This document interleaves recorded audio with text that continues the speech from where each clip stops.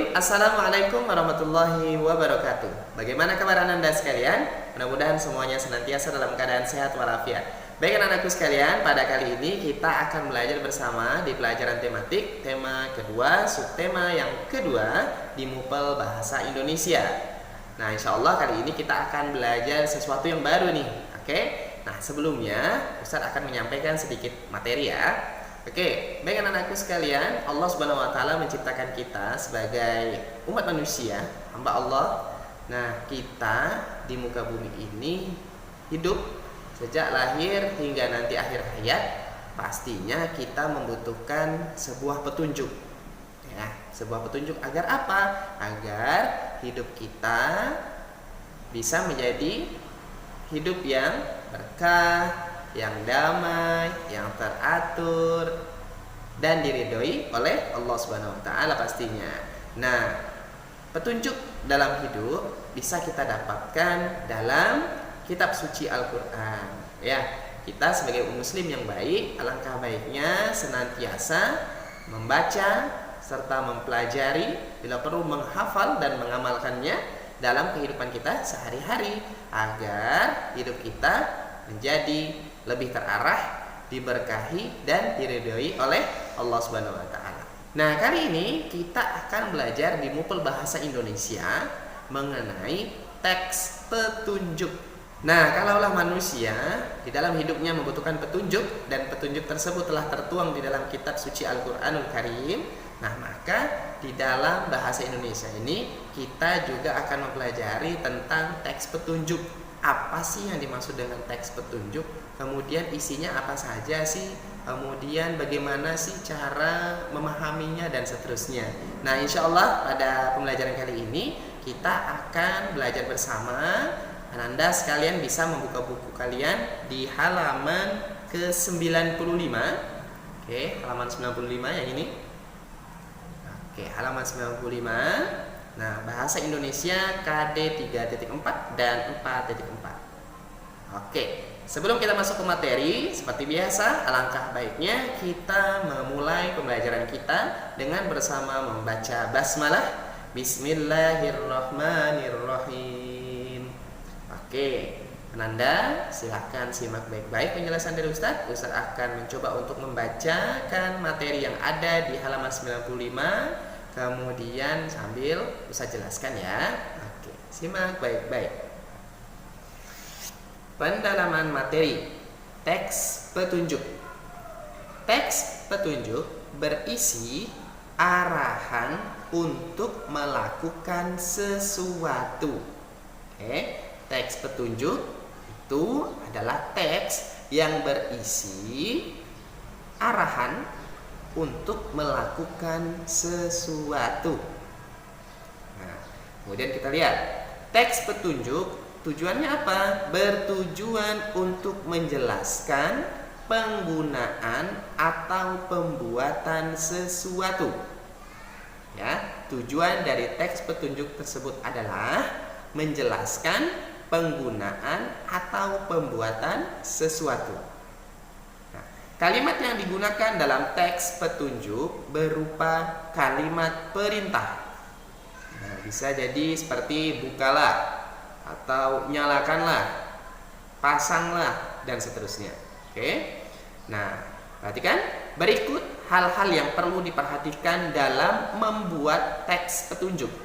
Nah, kali ini kita akan mencoba untuk memperhatikan bagaimana cara membuat teks petunjuk. Sini ya, yang pertama, cara atau petunjuk disajikan secara berurutan. Secara berurutan. Nah, harus urut ya. Kalau misalnya tidak urut, bisa jadi gak kira-kira barang yang akan dibuat dengan teks petunjuk tersebut? Ya, pasti tidak jadi. Contoh, resep pembuatan kue. Kalau misalnya resep tersebut petunjuknya tidak urut, maka dijamin kue tersebut tidak akan jadi dengan baik ya. Oke, kemudian yang kedua, bahasa yang digunakan harus jelas dan mudah dipahami. Langkah baiknya kita menggunakan bahasa yang mudah dimengerti oleh teman-teman, oleh saudara-saudara kita yang ada di bangsa ini, yaitu menggunakan bahasa Indonesia. Dan bahasa yang digunakan harus jelas, ya, to the point, singkat, padat, dan jelas. Oke. Nah, bacalah contoh teks petunjuk membuat kipas berikut. Nah, perhatikan nih, saya akan membacakan salah satu contoh, ya, contoh petunjuk membuat kipas kain. Nah, kalian nanti bisa mencoba untuk mempraktekannya di rumah, ya. Nah, yang pertama, siapkan kain beberapa bilah bambu panjang 27 cm, lebar 1 cm, dan tebal 2 mm. Kemudian kawat kecil, kemudian paku, lem kayu, dan gunting. Nah, ini alat-alatnya nih ya, atau bahan-bahan yang dibutuhkan. Kemudian yang kedua, lubangilah semua bilah bambu di salah satu ujungnya. Hati-hati saat melubangi bilah bambu. Mintalah bantuan gurumu jika kamu merasa kesulitan. Nah, ini apabila kita mempraktekannya di sekolah. Apabila di rumah, ya maka minta tolong sama umi atau abi kalian, ya, atau sama abang atau sama kakak. Kemudian tumpuklah bilah bambu, lalu masukkan kawat pada lubang untuk menyatukan bilah bambu. Oke. Kemudian rentangkanlah bilah-bilah bambu di atas kain. Gambarlah pola kipas pada kain sesuai dengan lebar bilah bambu yang telah direntangkan. Kemudian langkah yang kelima, guntinglah kain sesuai pola. Yang keenam, letakkan kain. Kemudian yang keenam, letakkan kain di atas rentangan bambu dan rekatkan dengan lem. Yang ketujuh, diamkanlah beberapa menit untuk mengeringkan lem. Yang kedelapan, kipas kain buatanmu siap digunakan. Nah, perhatikan, ini dari angka 1 sampai angka 8. Ini cara penggunaannya atau cara penulisannya harus berurutan. Nggak boleh nih, kalau misalnya angka 8 ujuk-ujuk ada di nomor 3, kemudian nomor 4 ada di nomor 8. Nah, pasti dijamin tidak akan jadi, ya. Yang ada ketika orang membaca petunjuk tersebut akan kebingungan gitu ya, kok langkahnya seperti ini gitu kan, kalau diturutin kok malah nggak jadi kipasnya dan seterusnya. Nah, maka petunjuk yang disajikan harus secara berurutan. Kemudian bahasa yang digunakan harus jelas dan mudah dipahami. Nah, berdasarkan contoh yang barusan saya bacakan, ini bahasanya cukup sangat jelas, singkat, dan mudah dimengerti, ya, mudah dimengerti karena menggunakan bahasa Indonesia. Kalau misalnya kalian ingin membuatnya dengan menggunakan bahasa daerah, boleh nggak? Boleh-boleh saja, tapi sayangnya nanti petunjuk tersebut manfaatnya akan sangat terbatas, ya, terbatas dengan orang-orang yang memahami bahasa daerah tersebut saja. Tapi kalau bahasa Indonesia kan dari Sabang sampai Merauke, ya, bisa menggunakannya. Oke, sekarang kita coba melanjutkan pembahasan materi kita kali ini ke halaman 107. Ya, ini ya. Oke, 107. Nah, kita lihat pendalaman materi bahasa Indonesia KD 3.4 dan 4.4. Nah, tadi kita sudah membahas mengenai cara membuat teks petunjuk, ya, dan syarat-syarat dari teks petunjuk tersebut. Apa sih teks petunjuk dan seterusnya. Bahkan contohnya juga sudah ada. Nah, kali ini coba kita perhatikan. Di sini nanti ada contoh lagi nih. Ya, contoh lagi mengenai bagaimana cara menyalakan atau memadamkan peralatan listrik. Nah, ya, simak baik-baik, saya akan melanjutkan. Bismillah. Teks petunjuk menggunakan listrik dengan aman. Nah, alhamdulillah di zaman modernisasi ini, insya Allah seluruh rumah kita sudah dialiri aliran listrik. Nah, jadi ketika mau nonton TV mudah, mau ngecas HP mudah, mau menyalakan lampu ketika gelap mudah, ketika kepanasan bisa menggunakan kipas angin, ketika umi abi kalian menyetok makanan bisa menyimpannya di kulkas dan lain sebagainya. Banyak sekali manfaat dari listrik tersebut. Nah, namun tetap harus berhati-hati dalam penggunaan alat-alat elektronik tersebut, ya. Nah, ini ada beberapa petunjuk nih. Oke, kita baca dulu. Pada pertemuan sebelumnya, kamu telah belajar mengenai teks petunjuk. Ya, sudah tadi ya, kita sudah membahas mengenai teks petunjuk. Nah, kemudian bacalah teks petunjuk menggunakan listrik berikut. Nah, simak baik-baik. Berhati-hatilah saat menyalakan atau memadamkan peralatan listrik. Nih, kata-kata pertamanya saja sudah meminta kita agar berhati-hati. Karena listrik memang besar manfaatnya, namun apabila kita tidak hati-hati juga bisa berbahaya ya. Nauzubillah, makanya harus hati-hati. Simak baik-baik. Listrik sangat bermanfaat bagi kita, namun kita harus menggunakannya dengan hati-hati. Mintalah bantuan orang tua saat menggunakan listrik. Nah, karena kalian masih di kelas 4, nah harapan Ustadz hati-hati dalam menggunakan peralatan elektronik ya, atau peralatan-peralatan rumah tangga yang menggunakan listrik. Jadi kalau sekiranya masih ragu-ragu, amannya minta tolong sama orang tua ya, karena ini bisa berakibat sangat fatal sekali ya, bahkan bisa menghilangkan nyawa, nauzubillah. Kemudian kamu harus berhati-hati saat menyalakan atau memadamkan peralatan listrik supaya tidak tersengat aliran listrik. Jadi hati-hati. Kemudian pemakaian peralatan listrik yang salah juga dapat mengakibatkan kebakaran. Nah, ini bahaya nih, atau biasanya kita sebut dengan konsleting listrik. Ya. Untuk mencegah hal tersebut, bacalah petunjuk menggunakan listrik yang aman berikut. Nah, perhatikan, di sini ada 4 ya.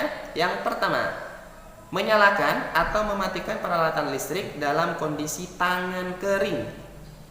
Ya, tangan harus kering.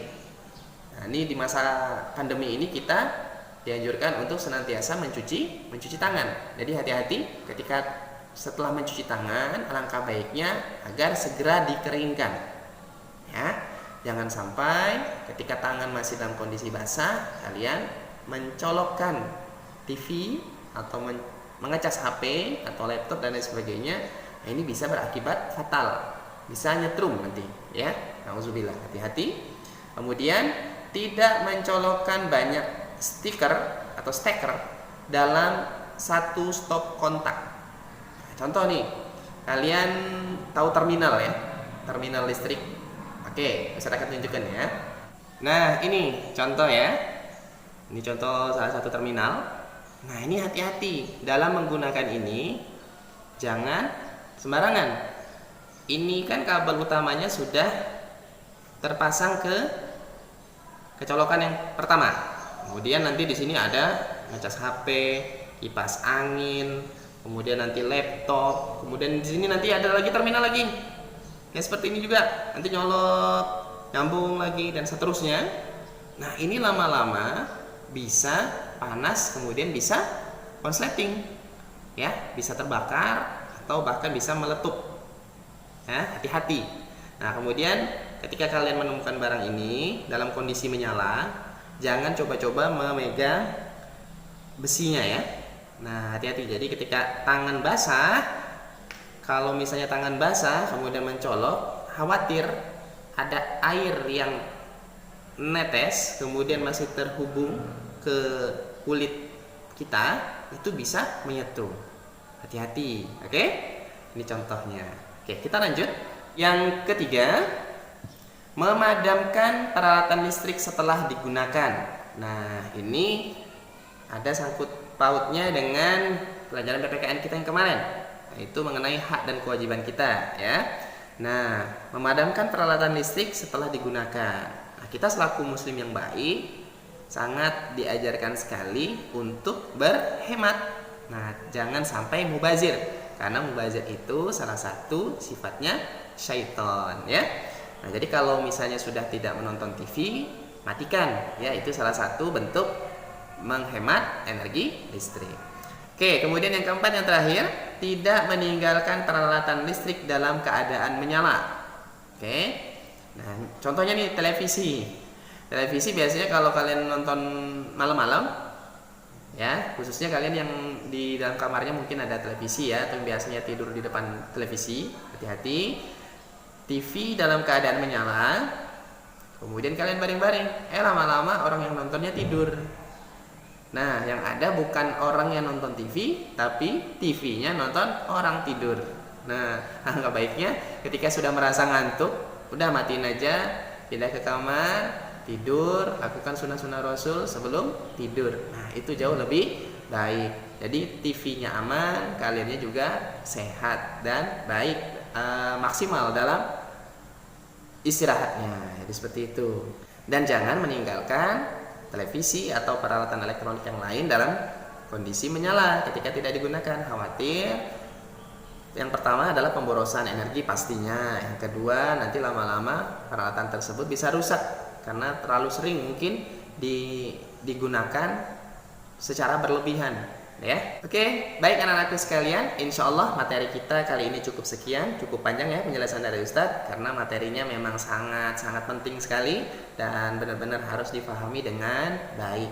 Baik anak-anakku sekalian, insya Allah materi kita kali ini cukup sekian. Terima kasih atas segala perhatiannya, mudah-mudahan bermanfaat.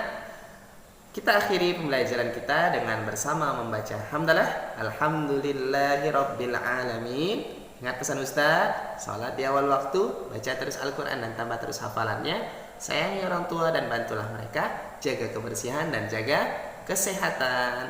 Syukron, terima kasih atas segala perhatiannya. Assalamualaikum warahmatullahi wabarakatuh.